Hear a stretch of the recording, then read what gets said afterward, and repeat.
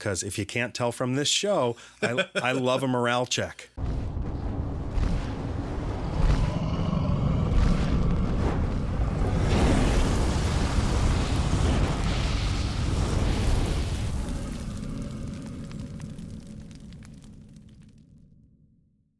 Hi, everybody. Welcome to another episode of Every Edition Tabletop RPG Talk Show. I'm John. I'm Jesse. And today we're going to loot the body and take a look at Torg Eternity, one of my favorite settings for a role-playing game. And for our random encounter, we're going to be talking about our top 5 games that we are looking forward to playing this year. New year, new games, let's go, right? New year, new me. That's right. And, of course, we'll have our morale check where we'll be taking a look at the tabletop role-playing game industry and the news of the day. But first, Jesse, how you doing? I'm doing great. I have kicked my D&D for hire into high gear. Awesome. My work schedule has changed and allowed me more time for more groups and more people. I'd say the only hanker is COVID. You know, yeah, we have had a couple cases where people have been exposed, and you know that kind of sucks when nobody can play. But you know, I'd rather people stay healthy and people stay safe. Sure. Than you know, be selfish and play tabletops. So then we just switch it to online because virtual tabletop is a thing. Yep. And it's great, and we can still play. And yeah, it's been really fun, this D&D for hire stuff. I want to hear more stories from you about D&D for hire, and even, I mean, there are probably people out there that would love to try that themselves, and sort of how you got into it, and how you kicked it into high gear. It always amazes me. Like I'll see a thread on a Facebook group for D&D about somebody maybe not having any DMs in their area and wanting to look for a DM and willing to pay. And the comment sections are always split, like you should never pay for D&D or you should pay your DM like an insane amount. Like I think there's a whole episode where I could just go into the nitty gritty of, you know, the ups and downs of a DM for hire. Well, let's do that. And I do, kind of fun. Even the whole thing of like showing appreciation for your dungeon master. I mean, if you hire a DM, obviously you're showing you appreciate them because you're paying them. Yeah. But even if it's one of your friends, you should be doing something for the person that's running your game, because that takes extra effort. Yeah, it's effort. Yeah. And people like yourself who have GM'd or DM'd games before, you know that there's more that goes on the back end than just like showing up and reading through a book. Yeah. So. No. And even just at the very least, I always, and this might be small, but like every time a game is done, like the game session is over, I always make a point to say thank you to the dungeon master or the game master, because it's the least you can do is at least show some gratitude. Good. Yeah. So. All right, John, how are you doing? Good. We just had a little bit of a etiquette, a D&D etiquette lesson there. I'm doing all right. I didn't know that's where we were headed, but that's all right. Hey. That's all right. No, I'm, new year, still thinking about what 2022 is going to look and feel like, and hopefully, things are getting more back to normal. And we're able to gather around the table more often. And I think when I do gather around the table this year with folk, I have a real hankering to play some sci-fi. Yep. Some science fiction role-playing games. We had talked before that we actually haven't played very many science fiction role-playing games. I have some experience with the Star Wars, the D6 Star Wars role-playing game from back in the 90s that West End Games put out. But outside of that, and a little bit, I played like 1 or 2 sessions of Star Frontiers when that was a thing in the 80s, in the late 80s. I played that, but outside of that, and haven't had a lot of experience. And there seems to be a lot of good sci-fi games right now. So it seems to be, this seems like the year of the sci-fi game. I don't know if I'm making that up or if that's true. But tabletop role playing, I'm ready to get my sci-fi on. Me too. I've only done like a one shot of a one-on-one in Starfinder, and that got me into it enough to want to play more. Yeah, but just like you said, I've not had a chance to play any more than that or any other sci-fi RPGs. Well, let's change that. All right, it's time for a morale check. Our morale check is where we go over new news in the RPG land. This week on Kickstarter, Neverwinter Noir has been released by an author named Nick Kendall, who has done a bunch of different one-shots in PDF form on DM's Guild. And this struck me as a very interesting piece, and I plan on picking it up and taking a sort of deep dive into it, because I personally, I've never played the like Neverwinter video games, so I've not gotten much more than what some D&D 5th edition books have gone into Neverwinter. Like, you might travel through it, so you have like one session where you're just role playing in there, you don't really do anything in it. Right. This is like a deep dive. You're playing a noir type story with a party in Neverwinter. So I'm hoping that this has like, you know, a lot of lore centered around Neverwinter. Cool. But it's very much a more adult oriented, a little bit more serious urban fantasy type noir feeling. And I think that's really interesting. And I could see something like that being really cool for Baldur's Gate or Waterdeep or any other major city in at least the Forgotten Realms. You said this is a Kickstarter? No, this is on DM's Guild. Guild. Okay. This released on, I believe, the 11th, so it is available. It's $9.99, really cheap, and it's a PDF, so easy to pick up.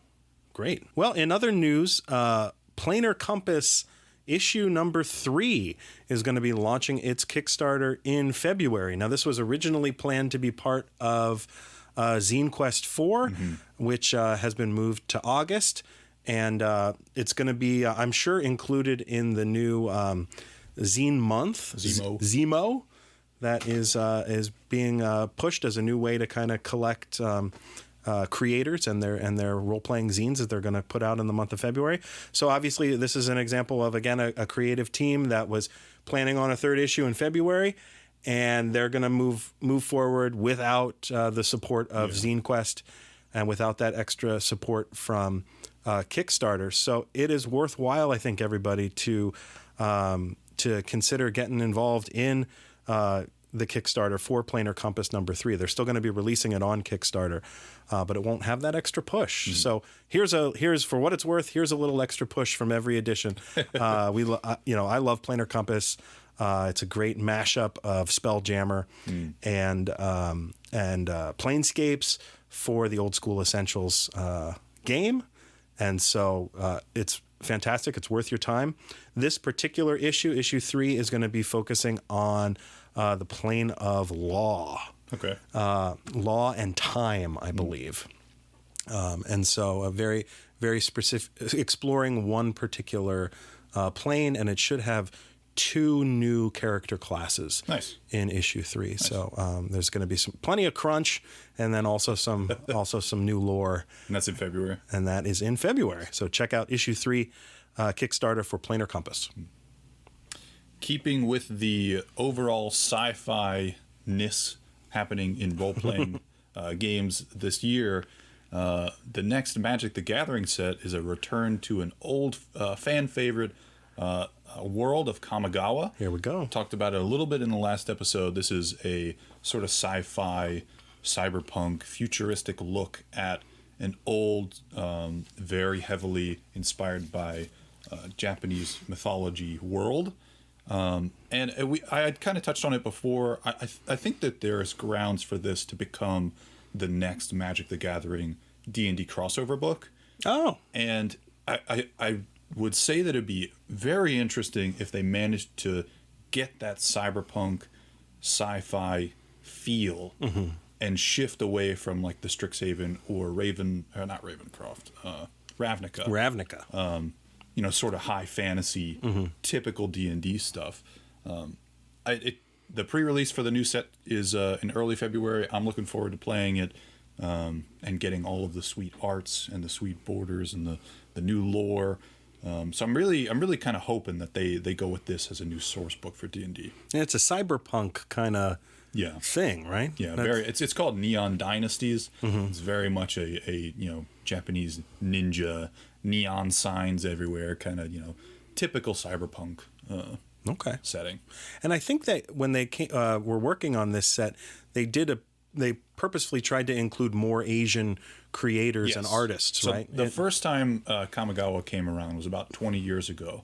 And without going too far into it, it was created by a lot of people who had stereotypically introduced Japanese and Asian culture into Magic the Gathering. Okay. They didn't have very much in the way of like actually native Asian folk on the set. So this time around, they're handling it a lot better. And even on the lore and creative team, they've been front and center on like showcasing the new lore and the new art and stuff like that. Really going into the details of the set, and it seems like they're just handling this one infinitely better than the first one. Cool. Oh, good. We'll have to check excited. that out. And finally, also launching soon on Kickstarter is what it may be the final volume in Kobold Press's Tome of Beasts series. So we reviewed the first Tome of Beasts. Yep. And this is going to be Tome of Beasts Volume 3, the third Tome of Beasts. So the Kickstarter for that is launching very soon, coming out, I believe, in February. It'll still be up and running. And so I've been becoming a bigger and bigger fan of Kobold Press. Midgard fan. Yeah, I got the Midgard setting book recently, and I checked out the Warlock Grimoire, and just kind of impressed with Kobold's just a fantastic company. The website that I use for my world building, World Anvil, frequently has challenges for writing and world building, and Kobold Press is the first one to jump on sponsoring like prizes and things like that. Cool. So they'll just give stuff away, their books. They'll give gift cards and things like that. They're a super nice company, and they create really high quality products. I'm hoping that I can get in on the first day for the Kickstarter for the new book. Yeah. And I'm hoping that this isn't the last one. But I mean, after 3 books of like 300 to 400 monsters, how many more can you really make? Well, and so part of me was thinking, with them saying like, hey, this is going to be the last volume of Tome of Beasts.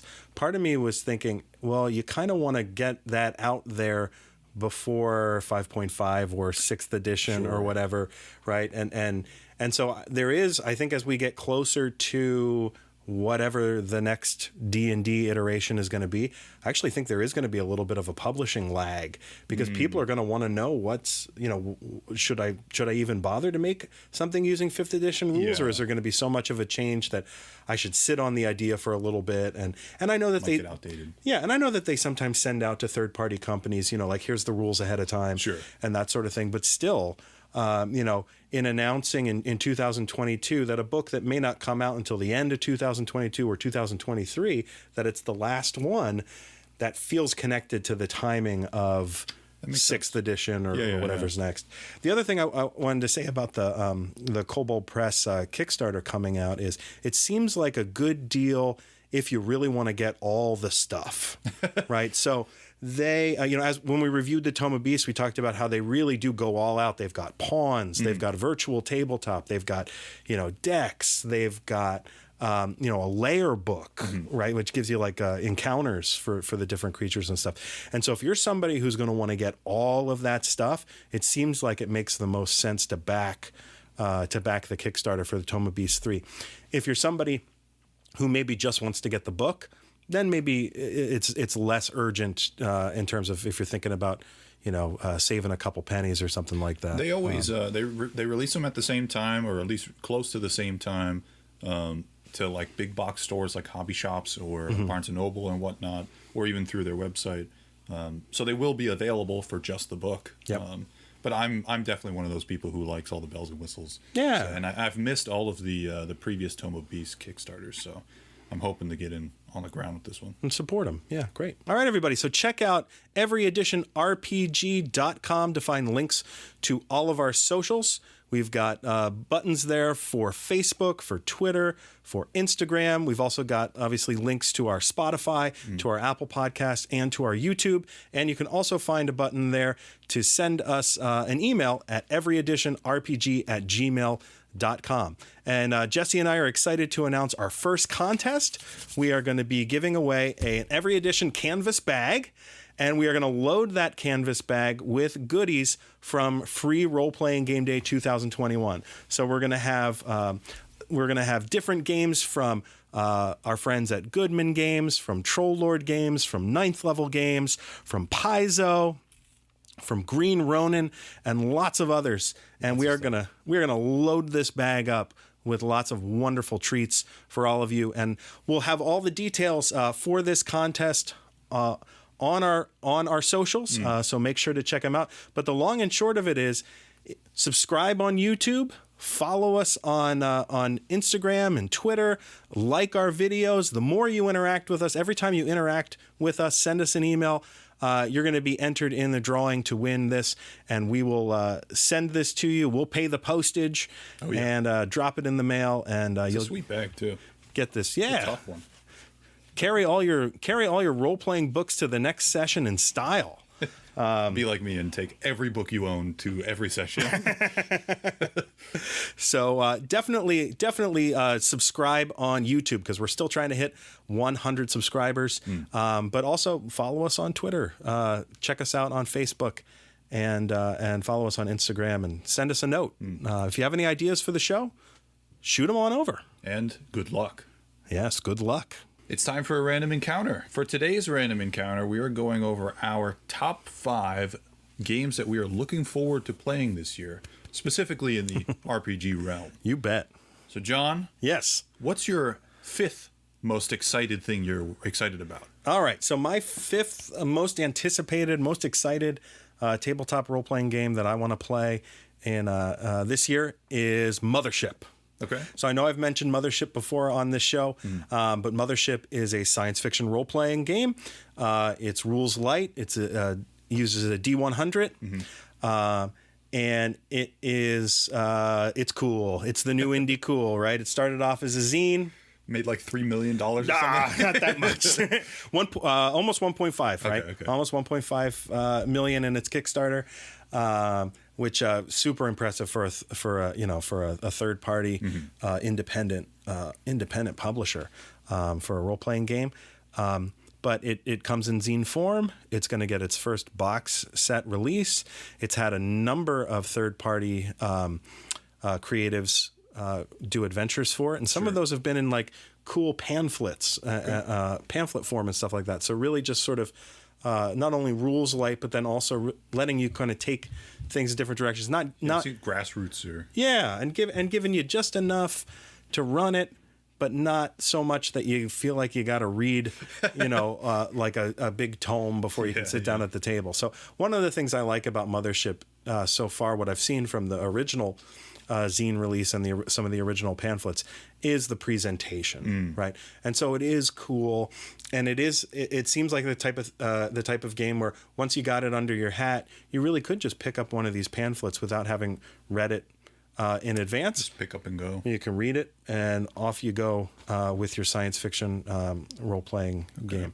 Right now on Kickstarter, there is a hardcover book called Hull Breach, which is a collection of Mothership adventures. And as part of the Kickstarter, they're actually going to include a conversion guide so that you can convert Mothership adventures to other science fiction role-playing games. Nice. So it's the new indie cool. It's beautiful, wonderful presentation. Rules light, everything I'm looking for right now in a tabletop role-playing game, including the fact that it's science fiction. All right, Jesse, what is your number 5? My 5th most anticipated game of this year is literally any 9th level polymorph system. This year, Excellent. I want to make sure sometime this year I play a polymorph system from 9th level games, which for those of you who may not know is the system where if you play a class, you play a specific die. Right. The wizard plays the D4, the rogue plays the D6, the fighter the D10 or whichever. Yep. It's very, very it's not tactile. It's very much an ambiance sort of role playing type setting, which I really want to explore. I have a lot of I have a lot of minis. I have a lot of tiles. I have playlist upon playlist of like, here's what you would play in a tavern. Here's what you would play in a dungeon of music. And I think you could play with lighting, and you could really make like a really awesome experience playing with this system where you don't really have to depend on a character sheet. So I just want to explore that and see if that's even an option for me for DMing for hire. because that's like a premium experience that I could sell. And I think not only playing in that, but also GMing that would be super fun, and I'm really looking forward to that. It lends itself really well to memorable one-shots. Yeah. I really think, yeah. That's I think really where I want to be. It doesn't seem like many of the 9th level games resonate with me in terms of like a campaign. Correct. Yeah. Yeah. So either a one shot or like over the course of like a 6-hour day where this is the RPG day and we all play and have fun, have beer and pretzels, and I think it could be really, really fun. Yeah. Great. All right, John. What's your 4th most anticipated RPG? All right, my fourth one has been out for a while. It's my fault that I haven't had a chance to play it, and it is Starfinder. Okay, yeah. So I'm late to the game here, but this year I am more interested in science fiction tabletop role playing games than I've ever been before, and it feels to me like Starfinder kind of has a good foothold. Yeah. In the industry, and to me it even feels like. In our neck of the woods, I see more Starfinder books and products and people talking about it than I do Pathfinder. So, I'm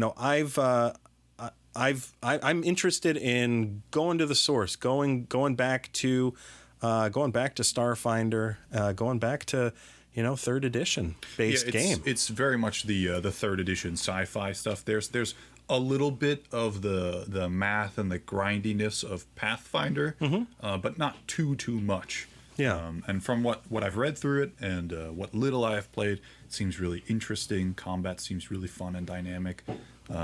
Each alien archive that they come out with comes with like a dozen new playable races, so there's always something interesting to play. And they're all, it's sci-fi, so they're all aliens and they look cool.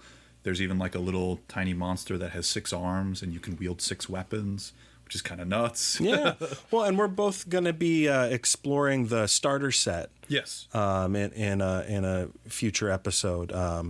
And so that, I'm going to start where you're supposed to start with the starter set. And, hopefully you'll come along with me on this, on this journey. I know for some people, Pathfinder and Starfinder, it turns them off because it is, Pathfinder gets the nickname Mathfinder, right? Yeah. And, Pathfinder to me was, before Dungeon Crawl Classics came out, it was the alternative to 4th edition. Yep. And so, and it was the lineage of 3rd to 3.5 to, Pathfinder was considered 3.75, right? So, I played Pathfinder when it first came out and enjoyed it very much. I thought it can be an enjoyable game. Yeah. And I did feel like it was unwieldy to run as a DM because there were so many player options. That was one of the things that, I started to gravitate more towards the OSR and simpler games and stuff. But at the same time, crunchy and science fiction feels right to me. Yeah, definitely. And the way they handle it with the adventure paths, where every few months or every month they come out with like a tiny little booklet that's, a chapter of maybe a larger book for your campaign to run through. They only ever go to like 4 or 6. They're not like epic campaigns with these characters. It lends itself well for you as a player or a GM to go around your local area or conventions and play in sort of pickup games, or play with a dedicated group where you're always playing something different and experiencing the game in a different way. It just seems like they handled Starfinder a little bit differently than Pathfinder, and they made good changes along the way. Cool. Well, so that's my number 4, Starfinder. Jesse, what's your number 4? My number 4 is another game. Well, sorta. It's only been out for like a year now. Cyberpunk Red has been out. But Cyberpunk has been out since, the 80s, and I've never played it. I've been watching a ton of it online. I've been watching people play it online. It seems like a really fun system. I like the idea of, any stray bullet can really kill you. And, okay. You're a mercenary who, maybe you wouldn't want to work with your party member, but you kind of have to because that's the job. And I like that. I don't know, everything that it pushes forward. I like, and this is obviously the newest edition. And they're working on a new source book for Cyberpunk 2077, which is the latest video game. which is the only Cyberpunk stuff that I've really dug into because I really enjoyed the video game. Okay. So it would be cool to have an RPG setting in that future time. But Cyberpunk Red happens in 2040 during the time of the Red. And it just, I don't know, it's that Cyberpunk sci-fi that I've been craving for the past year. And, Roll20 is doing their pre-order for that stuff online. So on Roll20, it's going to be super easy for me to at least fill out a group or work with a group if they're not local. I'm really looking forward to it. Well, and again, we're both going to be exploring the starter set for Cyberpunk in a future episode. So it's I'm starting to see a pattern here or a theme beginning to develop. I'm just like you. I'm anxious to give it a shot. Yeah. All right, John, what's your third most excited? Number 3 is an oldie but a goodie here. So number 3, I love me some dungeon crawl classics. And you don't say. Yeah, you don't say. But I'll tell you what, the thing that I'm excited about in thinking about this particular new year and gaming in 2022 here is introducing more new people to Dungeon Crawl Classics. And for me, Dungeon Crawl Classics is the fantasy tabletop role-playing game that I want to be a player. Okay. I don't know that it's the game that I want to run, but it's definitely the game that I want to play. And so I'm going to make you run it, Jesse. Yep. So it's definitely the kind of game that I want to run. But if I'm being honest, like the core book is a bit, it's heavy. Yeah. It's a hefty book. It's intimidating. But it could lend itself well to a group of people who just like want a random game that happens and you're rolling a ton of dice and you're poring over the book looking at spells and stuff like that. And I don't know, I'm also looking forward to it. It didn't make my top 5, but I would totally run it. And there's a bunch of different ways that you can run it too. Yep. Well, and so I use the quick start rules as the gateway drug, right? Sure. So I give I'll just have a stack of quick start rules, and I'll be like, hey, you check out this game. It's really good. You like Dungeons and Dragons? Here we go. And I did that with everybody in our gaming group, right? And one at a time, I'm like, just plant the seed, plant the seed, talk about how cool it is. So that fruit is starting to blossom. So I'm really excited that you've agreed to run some Dungeon Crawl Classics coming up. I think it's going to be great. I love the magic system. Yes, like I'm in love with the magic system. Super personalized. Yeah, like you can sort of get that in D&D, but I don't think I've ever had a player come up to me and ask me like, "Can my fire be a different color?" Right. Well, I just love it makes magic dangerous again, right? Like it's become so predictable, and so Dungeon Crawl Classics has nailed what a magic system that is dangerous, that is unpredictable, as magic is, I think, supposed to be.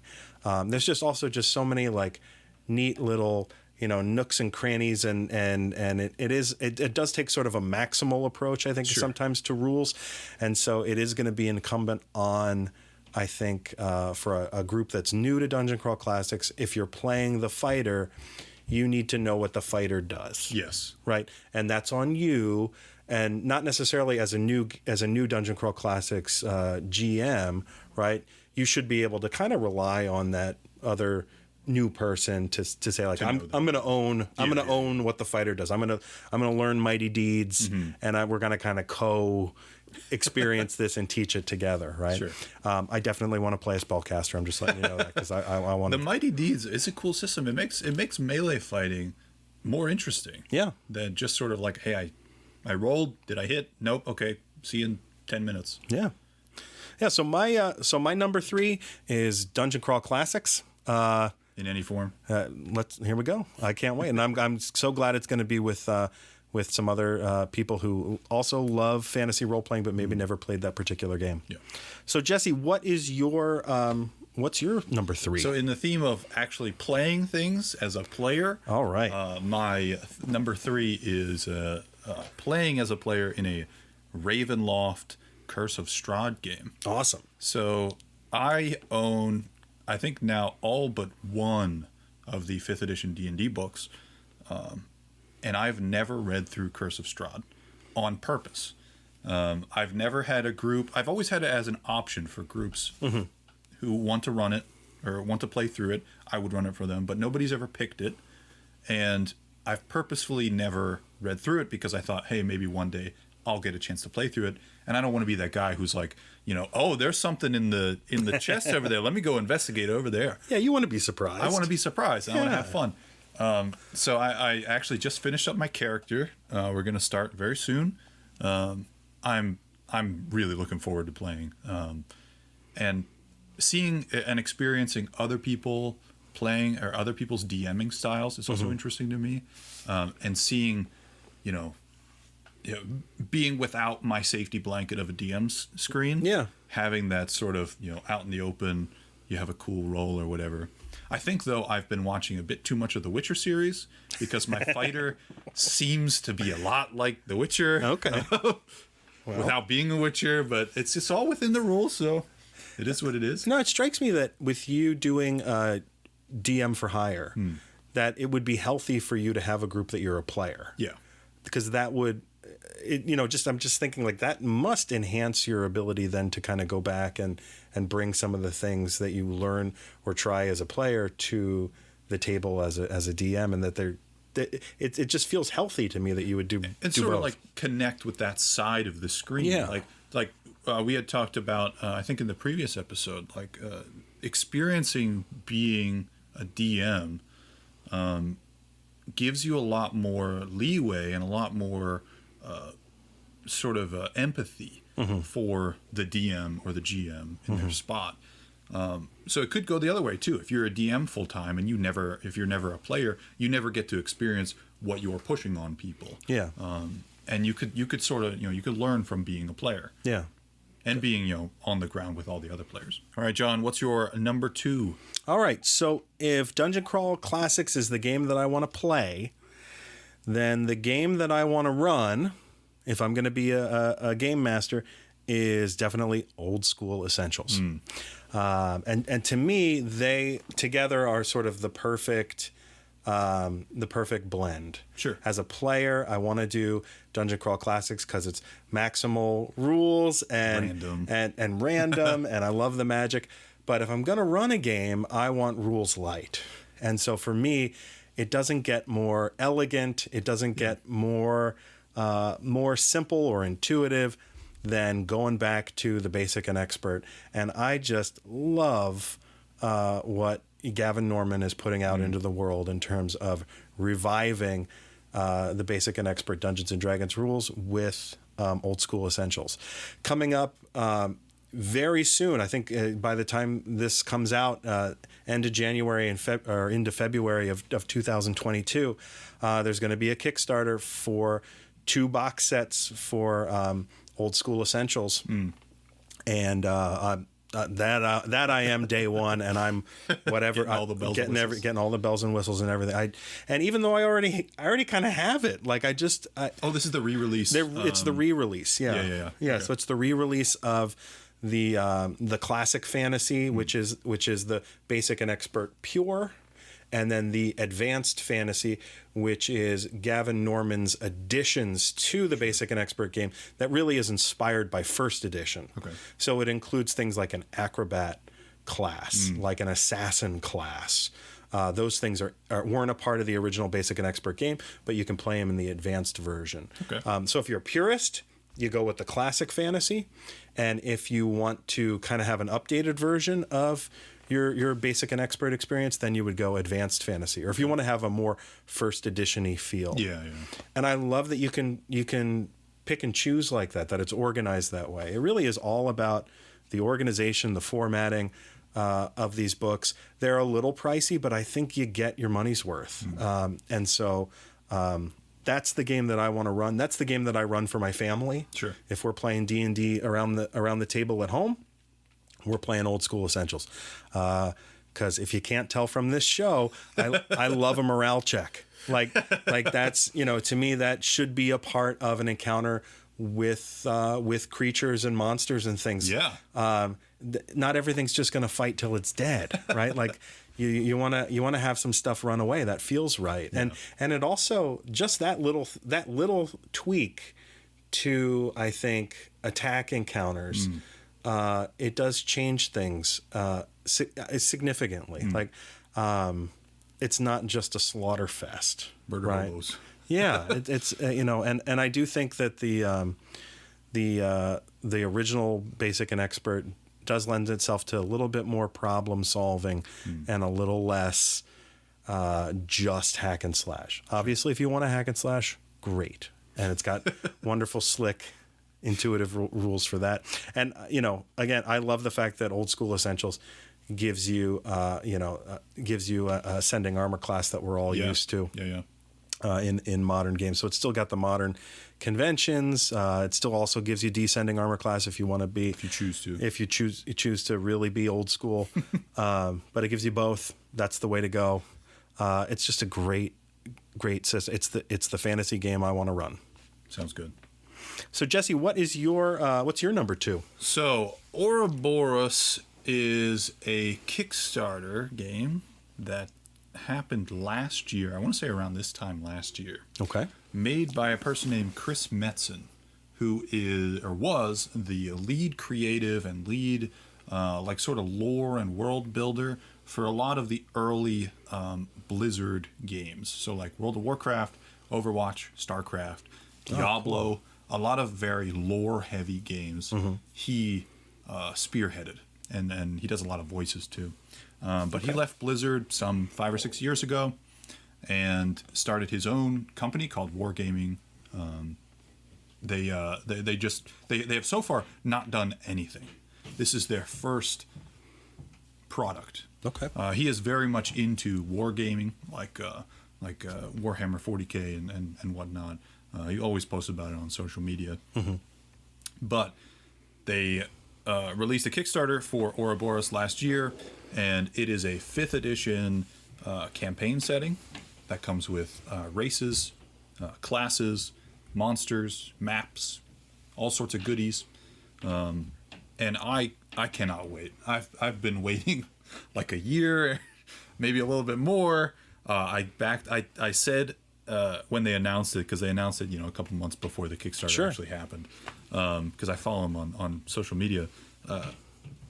I said when they announced it that I would back it at the highest tier that they had available, and I did day one. Literally like 2 minutes after it went live, I did it as high as I could, and I can't wait. They've got a sort of player's guide, a source book, they've got a DM screen, they've got maps, they've got like a day one coin, like a deck of magic items and monsters and things like that. And it's I think right now the page count is at about 400, maybe a little bit more than 400. So that's a hefty tome. That is a hefty book. Yeah. And if Chris Metzen's track record is anything, this is going to be a lore heavy, very explored world that you can play in.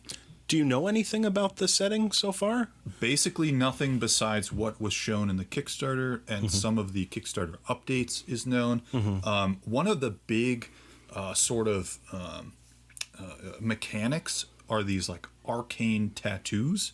So you can, I believe it might be a subclass or just like a magic item sort of thing, where you can get in this world that the Ouroboros takes place in.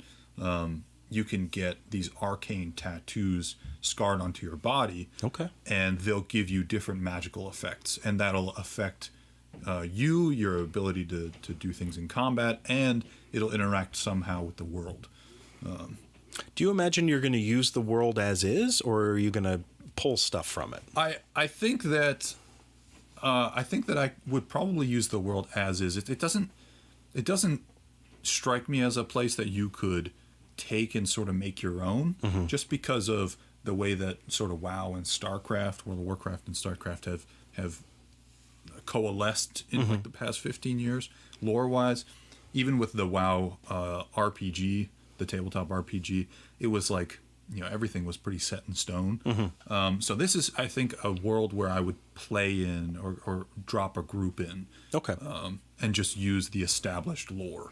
Well, and with the multiverse stuff coming up, if there's a way to visit, you can tie that in and just have it be another world or something. Hey, let's go visit Ouroboros and cool. Play 4 or 5 levels there. Cool.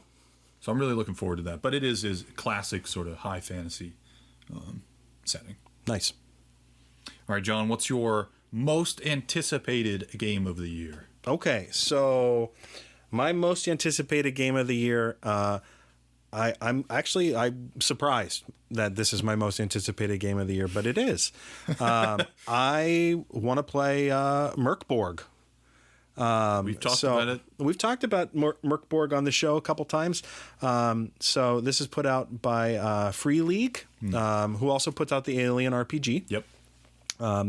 They published the Borg book. It's super rules light. It's OSR. It's very dark, very gritty, very not for children. But it also seems like it would be really cool for a one shot. Sure. Now, again, this doesn't strike me as a fantasy game that I would want to play in for a long campaign, because it is the world of Borg is teetering on oblivion. It's almost the apocalypse, right? It's almost the end of the world, and so it's got that end of the world death metal feel, right? So that is very hopeless. Yeah. Right. Yeah. So I could do that for a night. Yeah, it doesn't lend itself to constant hopelessness. Yeah, like I'm just not that dark of a person. You need some wins. So because I'm more happy-go-lucky, like I could do it for a night. I can get emo for a night, but after that, then I'd like to go back to something that is a little bit more even. Yeah. Just in the same way that I really wouldn't want to play, a game like My Little Pony Tales of Equestria, for a long campaign, because it's maybe a little bit too far in one direction. Borg is probably too far in the other direction, but I really want to try it. And again, sort of similar to Mothership, it's the indie cool right now. Yeah.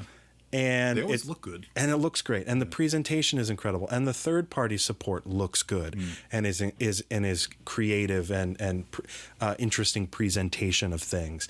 Some Borg products are packed in old 7-inch records. Ooh. Right, like punk rock records that I would get when I was a teenager. So it'll have a 7-inch record vinyl soundtrack. Yeah, you can play along to go with the adventure. That's awesome. So that's cool. Like that's the punk rock. Yeah. And thinking about presentation. It is indie cool. It is like it feels like it's fun to collect right now. Sure. All the different stuff. And so Mothership is the sci-fi. That was my number 5. And Borg, if that's my number 1, it's because I am more of a fantasy gamer naturally. That's my inclination. But both of them, they've got the indie cool cred right now, and I want to bring them to the table, and I want to expose some other people to them and see if they're fun. And I think it could be a fun doom metal night. Yeah. But play some Tenacious D. Something like that. I think it's even a little bit heavier. Well, even heavier than that. So, like I said, I'm not that depressed a person, but I think for one night, I think it could be again a fun, memorable. Yeah, a memorable one shot. Yeah. So, what about you, Jesse? Your last. What's your number 1? This is most anticipated. Most anticipated, and I have only gotten increasingly more excited. Good. I started recently reading through the starter edition or starter pack for the Alien RPG. Yes. And previous to reading it, I was excited. Starting to read through it, I'm even more excited. I've always liked Alien and the universe of Alien and the lore behind everything, and the different movies and the different video games and whatnot. Even the novels, even though they kind of suck. I thought the idea of the RPG would be kind of like a no-brainer. Like you could play Alien like a board game, And I could see having fun with that. But as an RPG, you can really sort of get into it and get into that sort of horror aspect of the Alien RPG. So I'm really looking forward to that. I've not yet finished reading through the starter edition. We're actually going to play that soon. Yes. And the starter edition was like pretty good. It came with a bunch of goodies. Yeah. And it's like jam packed with good stuff. Lots of dice. Yeah. In that starter 2 sets set. of dice. Yeah. I think it was really well made. I think that they have a lot of good stuff to pull from. It's not like you play through as Ripley from, the original movie. Okay. It's its own sort of standalone thing, which I really appreciate because, this is an RPG. We don't know where it's going to go. The night will take us where it's supposed to go. So I'm really looking forward to it. Cool. Yeah. So a little bit behind the scenes, I also picked up a copy of the Alien starter set, and we are planning a future episode where we're going to compare sci-fi starter sets. So we're going to take a look at the Alien RPG starter set. We're going to take a look at the Cyberpunk Red starter set. We're going to take a look at the Starfinder starter set. And we might even take a look at the Star Trek Modiphius 2D20 starter set as well. And those are all readily available right now on Amazon and your local gaming store. And so we kind of want to say a little bit of a battle royale here, like who's got the best starter set? What's the if you're also like us thinking about wanting to get into a science fiction role-playing game, which is the one to check out? But the first one we're going to play is the Alien. Yeah, and it seems like there's like 2 different ways to play it. You can play it sort of more board gamey, where you got like a map and minis and things like that, or you can play it more sort of cinematic, and you're just doing sort of light checks and a little bit more, ambiance driven. So I'm looking forward to it, and maybe we'll have to do a separate episode of how it was to play it, because like I said, this is my most anticipated thing, and we're getting it right off the bat, beginning of the year. We're gonna knock it out, so I'm excited to play it. Cool. And it also coming soon from Free League is Blade Runner. Yes. Which is they're going to reskin the Alien role-playing game. Yes. So if we get we learn the Alien game and we like it, well, then it's just set in a Blade Runner setting. Yeah, different, even better. different coat of paint, same rules. Let's go. So what games are you looking forward to playing this year?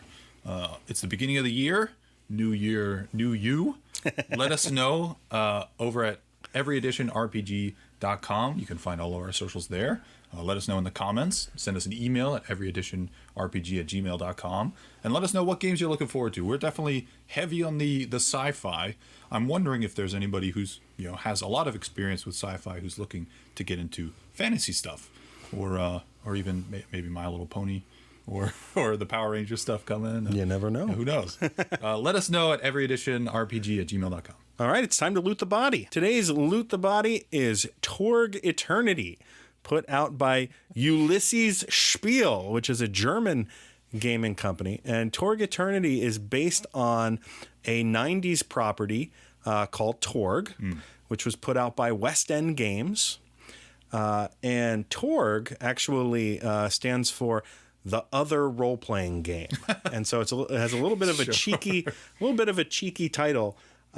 So when it came out in the 90s, it was on the store shelves of Walden Books. Oh, right next to your AD&D and your second edition Dungeons and Dragons books. And so I can remember being a kid, going to the bookstore, and just being in awe of Torg and this idea that a role-playing game didn't just have to be like Lord of the Rings. It could be something else.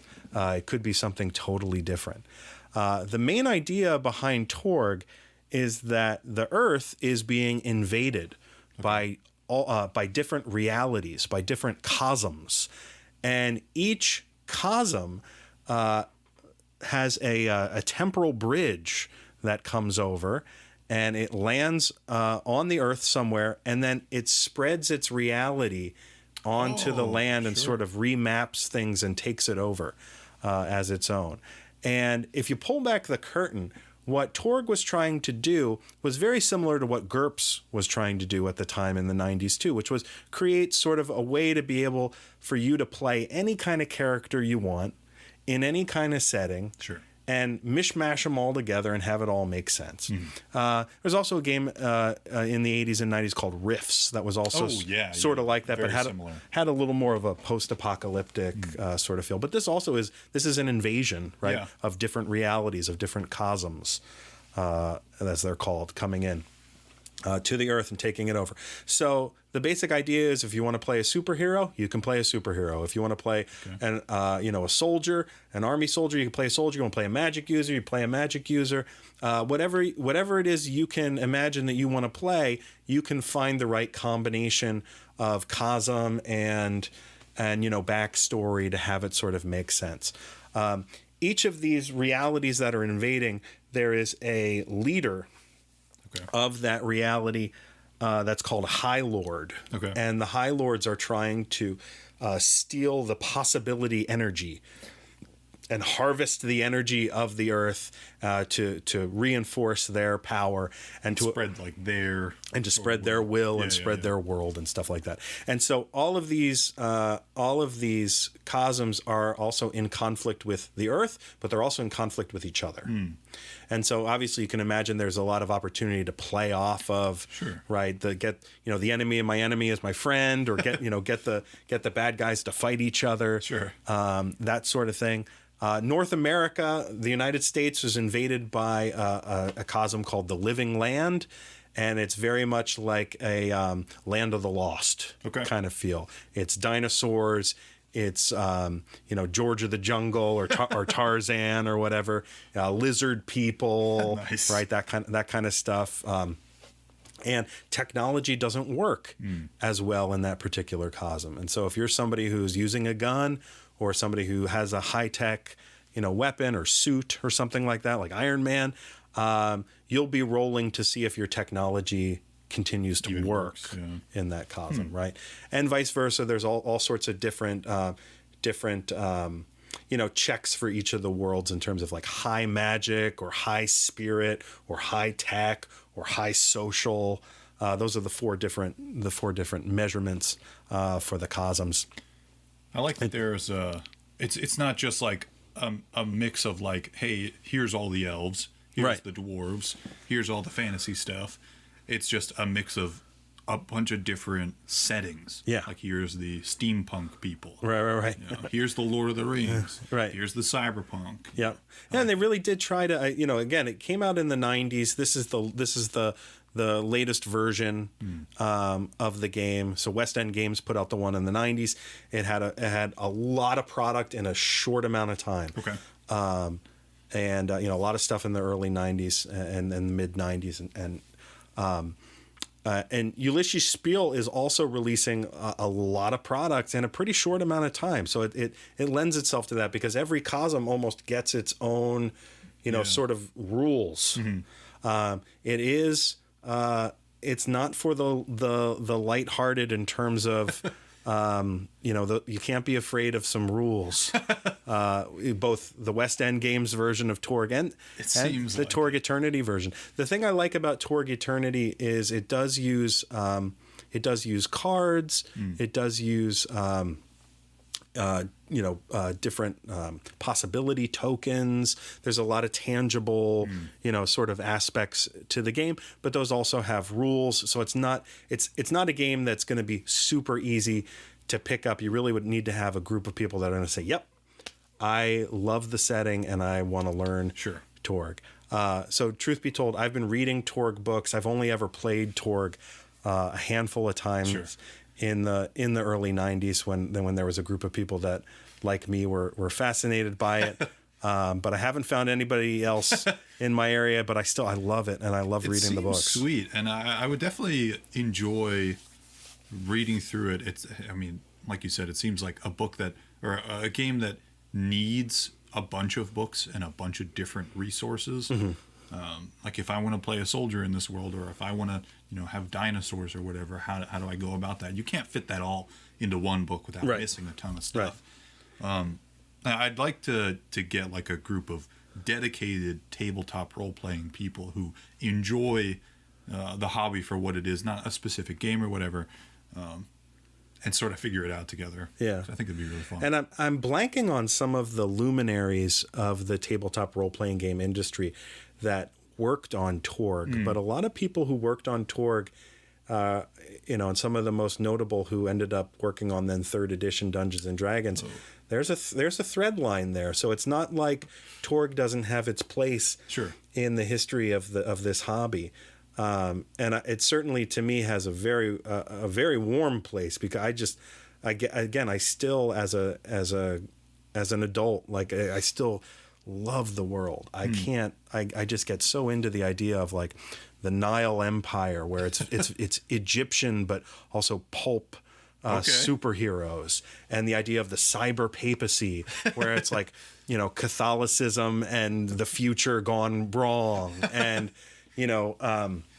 just this wonderful, rich idea of the possibility wars, and that's what it's called. And if you're somebody who can jump from one cosm to another and maintain your connection to your home world, then you're a Storm Knight. Okay. And so that's the name of the heroes. Everybody, all the player characters are Storm Knights. And so if you are somebody who uses magic and you find yourself in that high-tech world of the cyber papacy where magic is low or something like that, but you can still cast magic, well, that's because you're a Storm Knight. It's because you have this connection. You have this special connection to possibility energy and what everything that the High Lords are after. So it also has that like sort of like you feel special as a player character. Like everybody else is being transformed into whatever world, but you didn't transform. And why is that? Well, it's because you're special. Well, of course you're special. You're the player character, right? And so but that's built into the cosmology of the world and stuff. So it's just super rich. I love it. It is fun to just read the book. Like I would recommend pick up the core rule book for Torg Eternity. It'll give you an overview of the base 6 or 7 cosms. And that'll give you a feel for the different High Lords and their relationships to each other, and which ones work together and which ones hate each other, and give you some of that political backstory. That seems like you could play very combat heavy, where you're just like going in through whatever campaign, and you've picked one side to side with, where you side with the people who make up your party, and then target one and get rid of them. Or you could play a very political type game where you're doing a lot of intrigue and subterfuge and spies. Oh, definitely. It lends itself, I think, not only to multiple settings but also multiple styles of gameplay. Definitely. Absolutely. So check out Torg Eternity by Ulisses Spiele, and if you're so inclined, you could also check out the original Torg game from the early 90s, which was put out by West End Games. You'll have to head to eBay for that one, though. All right, well, thanks a lot, everybody. This has been Every Edition, your tabletop RPG talk show. Make sure to check us out over at everyeditionrpg.com to find links to all of our socials.